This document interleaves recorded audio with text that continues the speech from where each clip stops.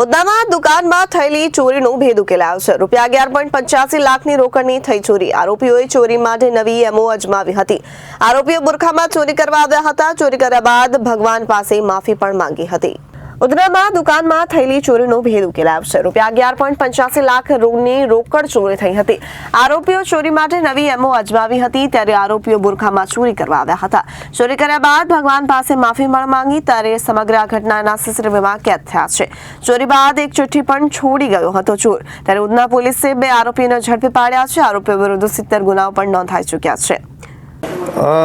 તારીખ 9-10ની રાત્રિ દરમિયાન ઉધના પોલીસ સ્ટેશન વિસ્તારની અંદર બીઆરસી લક્ષ્મીનારાયણ ઇન્ડસ્ટ્રીયલનો એક ખાતું છે, જેમાં રઘુપતિ ફેશન નામની એક દુકાનની અંદર રાત્રે ગરફોડનો બનાવ બનેલો હતો, જેમાં ડ્રોવરની અંદરથી 11,85,000ની ચોરી થયેલી હતી। જેની અંદર જે સીસીટીવી ફૂટેજ ચેક કરતા એવું જણાઈ આવેલું હતું કે એક ઈસમ એના બાથરૂમની ગ્રીલને તોડીને અંદર દાખલ થાય છે।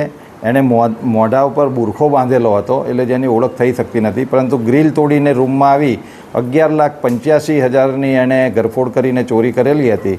તો ફરિયાદના આધારે પોલીસે તાત્કાલિક ગુનો દાખલ કરી અને પોતાની ટીમો કામમાં લગાડી, જેમાં ઉધના પોલીસની ડિસ્ટાફની ટીમને એમાં સફળતા મળી, જેમાં એ લોકોએ ઘણી મહેનત કરી અને હ્યુમન ઇન્ટેલિજન્સ અને ટેકનિકલ સર્વેલન્સના આધારે 2 આરોપીઓને પકડેલા છે।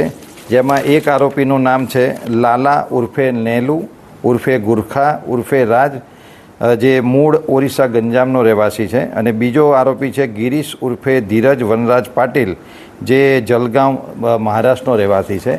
આ બંને આરોપીઓ અગાઉ પણ ઘણા ગુનામાં પકડાયેલા છે, જેમાં જે આ લાલા ઉર્ફે ગુરખો છે, જે સુરત શહેરની અંદર 12 જેટલા ગરફોડ ગુનાઓમાં અત્યાર સુધી પકડાયેલો છે। આ લોકોને જ્યારે ધરપકડ કરવામાં આવી તેમાં જે લાલા પાસેથી 5,08,000નો મુદ્દામાલ અને બીજો આરોપી છે ગિરીશ પાટીલ, એની પાસેથી 5 લાખ એમ કુલ 10,08,000નો મુદ્દામાલ પોલીસે રિકવર કરેલો છે।